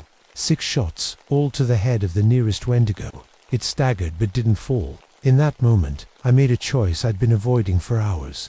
I pulled the cocaine vial from my pocket, hands shaking, and took a hit. The rush was immediate, sharp focus, heightened awareness. The withdrawal symptoms vanished. I needed to stay alert if we were going to survive this. The Wendigos had taken Jenny deeper into the mountain. I could hear her screams echoing through the tunnels. Following the sound, I ran for what felt like hours through a maze of passages, going deeper and deeper. The tunnels grew warmer the further I went. Sweat soaked my clothes despite the winter cold outside. Several times I had to hide as Wendigos passed by, their tall forms hunched over in the low tunnels. After what must have been 18 hours of pursuing them through the darkness, stopping only to take more hits from my dwindling supply, I found what they called home. It was a large chamber, probably an old mining operations main cavern, but what I saw inside made me sick to my stomach. Bodies hung from the ceiling, dozens of them in various states of being eaten. Some still moved weakly, and in the center, tied to a natural stone column, was Jenny. She was alive but badly wounded. Blood matted her hair and ran down her arms, but her eyes were still alert, still fighting. The 3 Wendigos crouched nearby, tearing at something I couldn't see. Didn't want to see they hadn't noticed me yet. Looking around desperately, I spotted a cache of old mining equipment in one corner. Dynamite. Ancient, but maybe still good. While the Wendigos fed, I crept along the edge of the chamber, gathering as many sticks of dynamite as I could carry. My plan was simple: blow this whole place to hell. I was setting the last charge when a cold voice spoke behind me. "She tastes like him." I turned slowly. The lead Wendigo stood there, Mike's jacket now soaked with fresh blood. But it wasn't just the voice that froze me. It was the intelligence in those burning eyes. This thing knew what I was doing. "Fire," it said, looking at the dynamite in my hands. Clever animal. It lunged at me with impossible speed. I dove aside, rolling toward Jenny. The other Wendigos were closing in now, moving to surround us. "I'm getting you out of here," I told Jenny as I cut her bonds with my knife. She shook her head weakly. "Too late for me," she whispered. "Make them pay for Mike." Before I could argue, the lead Wendigo attacked again. I shoved Jenny behind me and faced it, holding my last stick of dynamite and my lighter. "You want to feed?" I shouted. "Feed on this." I lit the fuse and threw the dynamite at the nearest support column. The Wendigo screamed, not in fear but in rage. It knew what was coming. The explosion shook the entire chamber. Rocks began falling from the ceiling as the ancient mining tunnels started to collapse. I grabbed Jenny and ran for the exit tunnel, the Wendigos howling behind us. We made it about 50 yards before the main collapse hit. The shockwave threw us forward as tons of rock crashed down behind us, burying the feeding chamber and the Wendigos with it. But our path back to the surface was blocked now too. We'd have to find another way out. Jenny was fading fast. The blood loss was too severe, and she knew it. "Did we get them?" she asked, her voice barely audible. "We got them," I lied. Something told me creatures that old, that hungry, wouldn't die so easily. But the truth wouldn't help her now. She smiled faintly. "Tell my parents what happened to Mike. Tell them he fought." Those were her last words. She died in my arms as the tunnel continued to collapse around us. I laid her down gently and forced myself to move. The cocaine was wearing off, and the grief and exhaustion were hitting me hard. But I had to keep going. For hours I crawled through narrow passages, squeezing through gaps in fallen rock, following any hint of fresher air. My hands were bloody. My body burned from brush against hot rocks. Some kind of underground fire had started from the explosion. After 2 days of this, half dead and hallucinating, I found myself crawling out into a blinding white world. The blizzard was still raging, and the bitter cold hit me like a physical blow after the heat of the tunnels. I don't remember much. After that, they tell me I walked 4 miles through whiteout conditions before a rescue team found me. By then, my feet were so badly frostbitten, they had to take 3 of my toes. The Park Service investigated, of course, Jenny's death, the explosives, the missing geology team. I couldn't explain any of it without sounding crazy. They cleared me eventually, but I lost my job. Fair enough. I'd lost my mind too. That was 6 months ago. The cocaine helps less and less now. I hear them at night, their howls carried on the winter wind. They're still alive down there, still hungry, and they're calling to me. "The hunger never stops," the lead Wendigo said, and I'm starting to understand what it meant. Once you've seen them, really seen them, they never let you go. This will be my last entry. I've written down everything so someone will know what's out there, what's waiting in the dark, cold places. My name is Marcus Thompson, and by the time you read this, I'll be gone. But they'll still be there, in the mountains, waiting for the next person to wander too far from the trail, and they'll be hungry. My name is Thomas Wilson. I've seen things most folks wouldn't believe in the jungles of Vietnam, and now in these quiet mountains. Funny how the most peaceful places can hide the darkest secrets. The morning started like any other, that November of '65.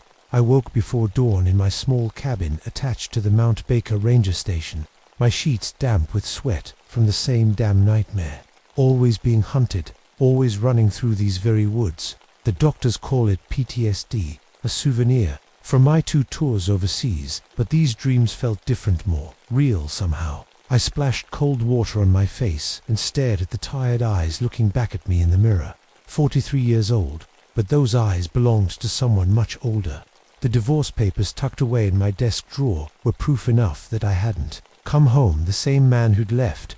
Outside, the first light broke over the Cascades, painting the sky in soft pinks and purples. A light dusting of snow covered the higher peaks winter, announcing its approach.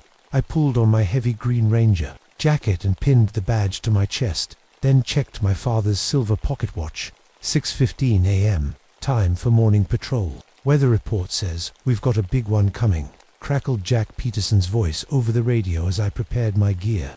3-day snowstorm moving in from the north. Might be the first heavy snow of the season. Copy that, I responded, clipping the radio to my belt. I'll check the north trails today. What struck me immediately as I stepped outside was the silence. These woods were usually alive with soundbirds calling, squirrels chattering, the rustle of small animals in the underbrush. But this morning, nothing. Just the wind sighing through the pines, almost like whispers. I took my truck down the main forest road before switching to the ATV for the narrower paths. Recent reports had come in about unusual livestock deaths. On the farms bordering the national forest, animals found completely drained of blood with no obvious predator marks. Mountain lions don't hunt like that, and neither do bears. Something wasn't right. The fog grew thicker as I drove deeper into the forest, unusually dense for this time of year. Visibility dropped to just a few feet in some places. The old logging roads from the 40s twisted through the trees, many so overgrown now they were barely visible. Easy to get lost if you didn't know these woods like I did. I stopped at a small clearing and cut the engine. The silence felt heavy, pressing in from all sides. No birdsong, no wildlife, just me and the trees and the mist curling around the trunks like ghostly fingers. In that moment, I remembered what old Maria Redfeather had told me last week when I'd visited the Yakima Reservation. She'd gripped my arm with surprising strength for a woman of 67. "The signs are returning. Ranger Wilson," she'd said, her dark eyes intense. "The shifting shadow wakes when the first snow threatens. Keep watch, it walks between worlds." I'd nodded politely then. Now, standing in this unnatural quiet with the mist closing in, I wasn't so quick to dismiss her warning. I first noticed something strange about 3 weeks ago. A farmer called the station about his sheep, 4 of them, found dead with neat, precise cuts and hardly any blood left. Jack dismissed it as coyotes, but I've seen what predators do. They're messy eaters. This was different. Then came the dreams. Always the same me running through these familiar trails at night. Something fast and hungry on my heels. I'd wake up gasping, feeling watched even in my locked cabin. The whiskey helped me fall asleep but couldn't keep the nightmares away. Yesterday, Lisa Donovan from the Wildlife Department stopped by. She's young, smart, with a no-nonsense attitude. That I respect. "These animal deaths don't make sense. Thomas," she said, spreading photos across my desk, "see how clean these incisions are, and look at the tracks we found." The photos showed 3-toed prints that didn't match any animal I knew. Some looked like they changed direction mid-step, as if whatever made them could instantly turn without shifting its weight. "Could be a hoax," I suggested, not quite believing it myself. Lisa shook her head. "I've ruled that out. Whatever did this is real and it's still out there." After she left, I poured myself a finger of whiskey, staring at the amber liquid, before downing it in one gulp. The warm burn couldn't chase away the cold feeling in my gut. That afternoon, I drove out to see Maria Red. Her small house sat at the edge of the reservation, smoke curling from the chimney. She didn't seem surprised to see me. "You've seen the signs," she said, not a question but a statement, as she motioned me inside. Her house smelled of herbs and wood smoke. She served tea in chipped mugs while I told her about the animal deaths and strange tracks. "The old ones called it skinwalker," Maria said quietly. "It sleeps for many years, then hunts for 3 days before the first big snow. It wears the skins of those it kills. Animal, human, doesn't matter. It can look like anyone." I shifted, uncomfortably. "With all due respect, Maria, you've dreamed of it," she cut in. "It's already hunting you in your sleep." My blood ran cold. I hadn't told anyone about those dreams. "How did you know that?" "It always scouts its prey first. In dreams, it's drawn to those who carry pain." Her eyes flicked to my left hand, which sometimes trembled with memories of war. "Your hurt calls to it." She pressed something into my palm, a small leather pouch on a cord. "Protection," she said. "And remember, cannot cross running water. It fears silver. If you hear voices calling from strange places, don't follow." I thanked her, slipping the pouch around my neck more, out of respect than belief. As I turned to leave, Maria grabbed my wrist. "It's been 20 years since it last hunted here," she whispered. "The logging company woke it when they cut into the old-growth forest last month. They disturbed what should have been left buried." That night, the fog rolled in thick and heavy. I sat on my porch cleaning my rifle, my father's silver watch ticking steadily beside me. A coyote howled in the distance, the sound oddly distorted in the mist, except we hadn't had coyotes in this part of the forest for years. I clicked on my flashlight and pointed it toward the tree line. For just a second, I thought I saw something tall and thin slipping between the pines, something that walked on two legs but moved all wrong. The radio crackled to life, making me jump. "Thomas, you there?" It was Jack. "Just got a call from the Mitchell place. Henry went hunting this morning and never came home. His wife's worried sick." I grabbed the radio. "Copy that. I'll head out at first light to look for him. Thanks. Probably just got turned around." "In this damn fog." "Probably," I agreed, but neither of us sounded convinced. I went inside and locked my door, checking it twice. My rifle stayed loaded by my bed that night, and for the first time in years, I slept with the lights on. I set out at dawn to look for Henry Mitchell. The fog hadn't lifted, if anything. It had gotten thicker overnight. The forest seemed to swallow the beam of my flashlight, giving back only a few feet of visibility at a time. Henry was an experienced hunter who knew these woods almost as well as I did. He wouldn't get lost easily, which worried me more than if he'd been a tourist or weekend warrior. I started at his usual hunting Spatter Ridge, overlooking a small valley where deer often grazed in the early morning. The ground was soft from recent rain, perfect for tracking. "Henry," I called out, my voice sounding flat in the dense air. "Henry Mitchell." Only silence answered back. I found his truck parked at the trailhead, undisturbed. Following the trail, I spotted his boot prints in the mud, heading deeper into the forest. Normal at first, just a man tracking game. But about a mile in, something changed. His footprints showed he'd started running. The tracks zigzagged between trees, no longer following the trail but crashing through underbrush. Something had spooked him bad. I followed carefully, one hand resting on my holstered sidearm. The trail led to an old hunting cabin that had been abandoned for years. The door hung open, swinging slightly in the breeze. "Henry," I called, approaching slowly. Inside, I found Henry's backpack and rifle leaning against the wall. A half-eaten sandwich sat on the table, like he'd been interrupted mid-meal. No blood, no signs of struggle, he'd just vanished. I keyed my radio. "Jack, I'm at the old Weber. Kevin found Henry's gear, but no sign of him." Only static answered me. I tried again. "Jack, anyone copy?" Nothing but white noise.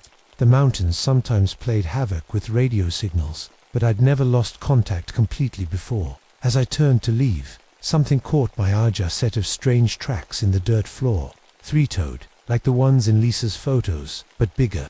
They came in through the doorway, circled the cabin, then just stopped.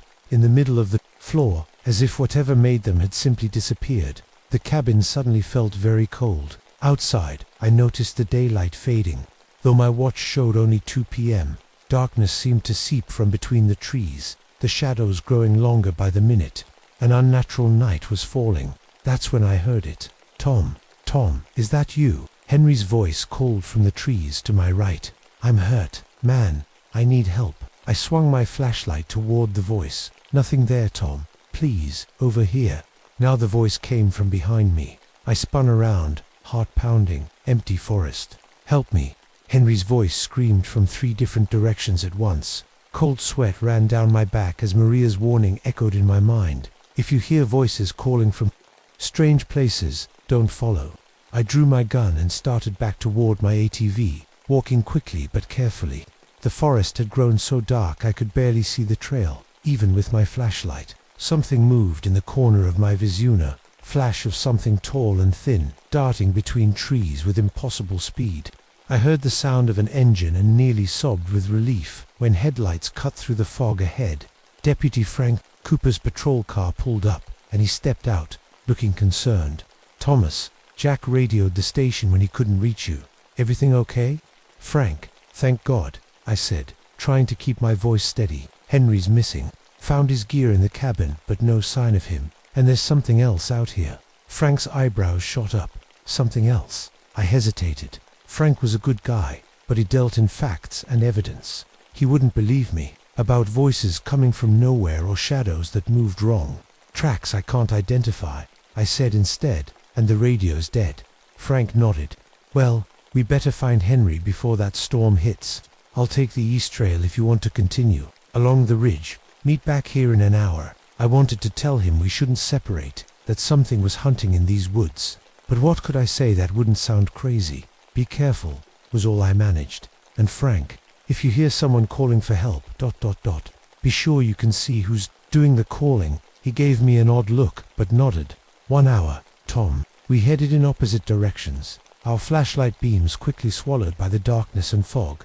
I felt eyes on my back with every step, and the leather pouch Maria had given me seemed to grow warm against my chest. An hour later, I returned to our meeting spot. Frank wasn't there. I waited 15 minutes, then 30. No sign of him. Frank, I called, forgetting my own warning about making noise. Cooper. Only the wind answered, carrying what sounded almost like laughter. Night had fully fallen by the time I gave up waiting for Frank. My flashlight cut a weak path through darkness so thick it felt like something alive. Every snapping twig made me jump. Every rustle of leaves had me spinning around, gun drawn. I followed the path Frank had taken, calling his name every few minutes, despite the growing feeling that I shouldn't be making noise. The fog swirled around my ankles like ghostly hands trying to hold me in place. About half a mile down the trail, my flashlight caught something metallic gleaming on the ground. Frank's badge. I picked it up, turning it over in my trembling hands. Next to where it had fallen lay scraps of his uniform, torn, not cut, with some kind of black sticky substance smeared across the fabric. I touched it with one finger and quickly pulled back. It felt warm, like it was alive. Jesus Christ, I whispered, wiping my hand frantically on my pants. A sound made me crack of a branch breaking nearby. I killed my flashlight and crouched low, straining to see through the darkness. Something moved between the trees about 30 yards ahead, something tall. In the faint moonlight filtering through the fog, I could make out a human-like shape, but wrong somehow, too thin, with limbs that seemed to long for its body. It moved with a jerking, unnatural gait, stopping occasionally to bend down and touch the ground, as if following a scent. I stayed perfectly still, barely breathing, my hand clamped over my mouth to silence my panicked breaths. The figure suddenly stopped and straightened to its full height, easily 7 feet tall. Then it turned, and even through the darkness and distance, I felt it looking directly at me. I ran.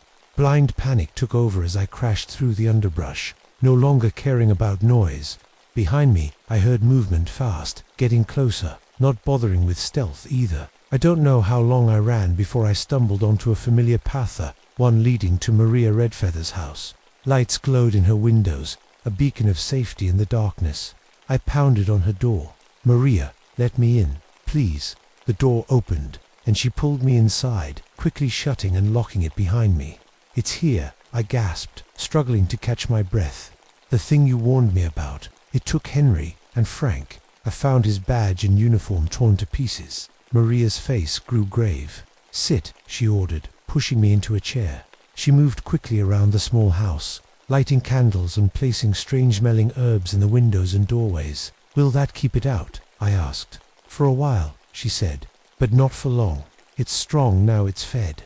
My hands wouldn't stop shaking. What does it want? To wear your skin, she said simply. To know what you know. Feel what you feel. It collects experiences, memories, and it's drawn to pain like yours, deep, scarred over pain. From the war, I whispered. She nodded.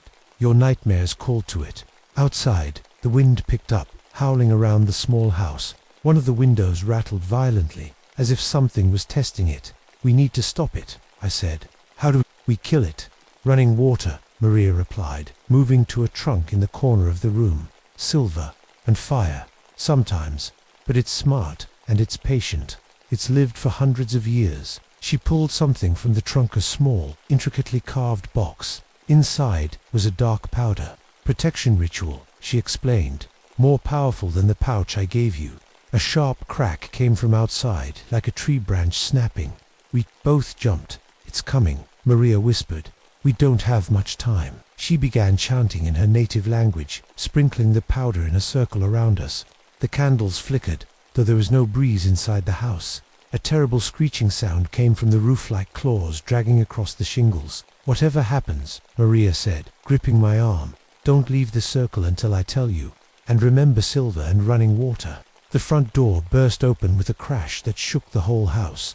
Standing in the doorway was a knight, tall, emaciated figure with greyish skin, stretched tight over an almost skeletal frame. Its face was mostly hidden in shadow, but I could see its eyes, black, empty pits that somehow still burned with hunger.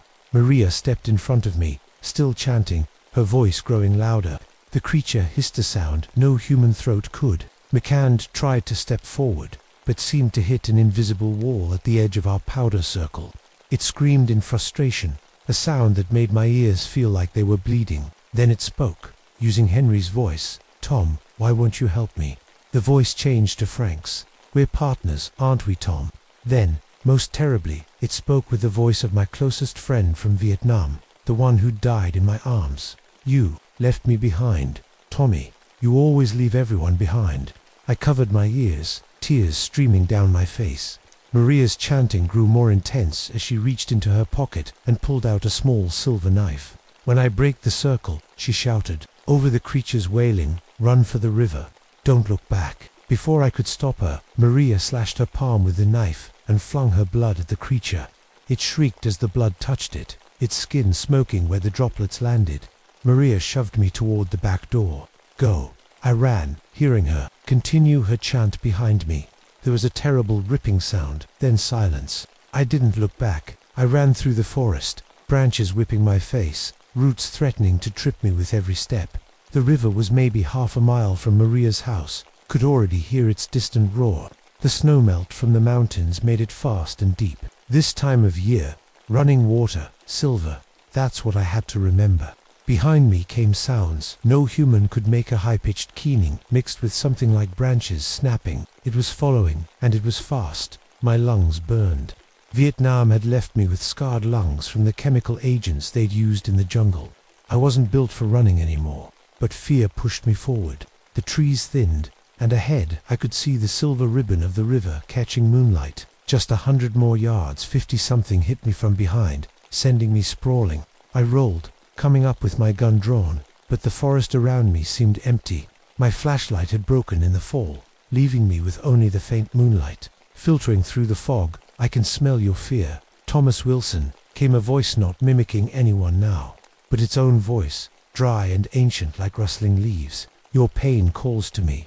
I backed toward the river, scanning the trees. What do you want from me?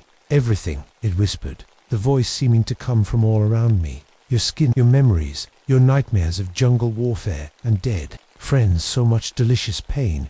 A shadow moved to my left. I fired, the gunshot deafeningly loud in the quiet forest. A scream followed, not of pain but of rage. The thing stepped into a patch of moonlight, and I saw it clearly for the first time. Its true form was like a man stretched too thin, with jointless limbs that bent in impossible ways.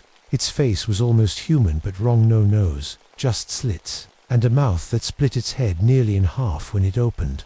Your weapons can't hurt me, it said, moving closer with that jerking, insect-like walk. My back hit a tree, trapped. The river was just beyond, but the creature blocked my path. My hand brushed against my pocket, feeling the familiar shape of my father's silver watch. Silver. I pulled it out, the chain dangling from my fingers. Stay back, I warned, not knowing if it would work. The creature hesitated, its black eyes fixed on the watch. Little trinkets won't save you, it hissed, but I noticed it wouldn't step closer. A plan formed in my mind, desperate probably. Suicidal, but the only chance I had. I started edging sideways, trying to circle around toward the river.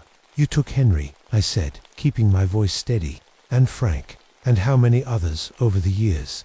So many skins, it said, almost dreamily, each one teaching me more about being human. Soon, I'll wear yours, walk among your kind. No one will know the difference. You'll never be human, I spat. It lunged suddenly, impossibly fast. I swung the watch by its chain, feeling it connect. With the creature's outstretched hand, there was a sizzling sound and a shriek of pain. Where the silver had touched, its grey skin blackened and bubbled. I broke into a run, heading for the river. Behind me, the creature recovered and gave chase. I could feel its cold breath on my neck as I burst through the tree line onto the rocky riverbank. The water rushed past, dark and powerful. I had one chance. I turned to face the creature, my back to the rushing water. "Come on then," I shouted. "Come get me." It hesitated at the edge of the trees, eyeing the water behind me. "You'll die too," it said. "The water is too cold, too fast." "Maybe," I agreed, "but you'll die for sure." I unwound the watch chain from my hand and wrapped it around my palm, covering my skin with the silver. The creature's eyes never left the gleaming metal. It gathered itself, muscles bunching beneath its gray skin. I braced myself. When it leaped, I didn't dodge, I caught it, wrapping my silver-covered hand around its throat. The pain was immediate and overwhelming. Its skin burned like acid where it touched mine, even through the silver. The stench of burning flesh, both its and mine, filled the air. We grappled at the river's edge, its strength incredible, inhuman. Claws raked down my chest, tearing through my jacket and shirt to the skin beneath. I screamed but didn't let go, my silver-wrapped hand locked around its throat. "You'll wear no more skins," I gasped through the pain. "Not mine, not anyone's." With the last of my strength, I threw myself backward into the river, pulling the creature with me. The cold hit like a physical blow, stealing my breath. The current caught us immediately, tumbling us over and over. The creature thrashed wildly, its screams bubbling through the water as the river touched it. Where the water met its skin, it seemed to dissolve, coming apart like wet paper. But it wouldn't let go of me, its claws digging deeper into my flesh as if trying to anchor itself to my body, even as it died. We hit a rock, hard. Pain exploded in my left hand, the one wrapped in silver. I felt bones snap, but the creature's grip finally loosened. The current tore us apart. The last I saw of it was its face, no longer even remotely human, contorted in a silent scream as the river pulled it under and away. I fought to stay conscious, grabbing at passing branches, rocks, anything to stop my downstream tumble. Finally, my right hand caught on a fallen tree that stretched partway across the river. I pulled myself toward the bank, every movement agony. Somehow, I dragged myself onto the shore, coughing up river water, shivering violently. My left hand was a mangled mess, the watch chain embedded in my palm where the creature's acidic touch had fused metal with flesh. But I was alive, and I hoped that the thing was gone, dissolved in the running water it couldn't cross. I lay on my back, staring up at the night sky, now visible through breaks in the fog. The first snowflakes of the coming storm drifted down, landing softly on my face. I don't know how long I lay there before I found the strength to get up and stagger toward the ranger station. Every step was torture, but I kept moving. I had to tell someone what happened, had to warn them, just in case. Nobody believed my story, of course. How could they? I spent 2 weeks in the county hospital with hypothermia for broken ribs and a mangled left hand. The doctors did their best, but they couldn't save 3 of my fingers. The silver watch chain had melted into my skin in places, leaving strange metallic scars that the medical staff couldn't explain. They found Maria's body in her house, torn apart in ways that made even the veteran coroner sick. The official report blamed a bear attack. They never found Henry Mitchell or Deputy Cooper. The forest swallowed them up completely, like so many others over the years. Search parties combed the woods for days until the snowstorm hit, burying everything under 3 feet of snow. When I tried to tell Jack and the other rangers what really happened, they exchanged worried glances over my hospital bed. Post-traumatic stress, they whispered. The war finally caught up with him. Poor Tom's mind snapped under the pressure. Even Lisa Donovan, who'd seen the strange tracks herself, couldn't bring herself to believe my story about skinwalkers and ancient evil. She brought me flowers in the hospital, patted my good hand, and suggested I talk to someone about my experiences in Vietnam. I didn't try to convince them after that. Some truths are too heavy for others to carry. I left the ranger service the following spring. My damaged hand gave me a good excuse. But the truth was, I couldn't look at those trees anymore without seeing shadows moving between them. Couldn't hear the wind without thinking it carried whispers. I moved to a small apartment in Seattle. Took a desk job with the forestry department. No more patrols, no more solitude. I kept my father's watch, now unwearable, in a silver box on my bedside table. Sometimes at night, I'd wake up thinking I heard it ticking, though its mechanism had long since stopped working. The nightmares continued, but changed. No longer was I running from something, now I was searching, hunting through endless trees, for something I'd lost. Sometimes I'd catch glimpses of Henry or Frank or Maria, walking just ahead of me, always turning a corner before I could reach them.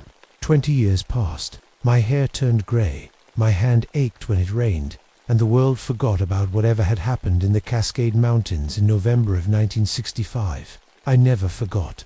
In the summer of 1985, I received a plain brown envelope in the mail. No return address. Inside was a single black and white photograph and a newspaper clipping from the local paper near Mount Baker. The clipping described unusual animal deaths occurring in the area. Livestock found drained of blood with precision cuts. The photo showed a stretch of muddy ground with clear three-toed footprints leading away from what looked like the river's edge. My hands shook as I stared at that photograph. The handwritten note on the back simply said, "It came back LD." Lisa Donovan had become the head wildlife biologist for the National Forest. She'd seen something that finally made her believe. That night, I pulled out my old ranger jacket from the back of my closet. The claw marks were still visible across the chest, never properly repaired. I touched the silver scars on my left hand, feeling them tingle slightly, as they always did when a storm was coming. The skinwalker had survived, or returned, or maybe there had always been more than one. I made a phone call to an old Yakima contact, asking about Maria Redfeather's family. Did she have children, grandchildren? Someone who knew the old ways, the old stories. 3 days later, I was on a bus heading east, back toward the mountains I'd sworn never to return to. In my bag was my father's silver watch, still fused with bits of my own flesh, and a silver hunting knife I'd purchased specially for the trip. Some evils can't be destroyed forever. They can only be fought back, again and again, by those who know they exist. I'm an old man now. My war wounds ache, my damaged hand is nearly useless, and my lungs burn with each breath of the mountain air as the bus climbs higher into the Cascades. But I remember how to hunt. I remember what it fears, and this time I'm not running away. As the familiar forests come into view through the bus window, I touch the silver scars on my hand and whisper, "I'm coming for you."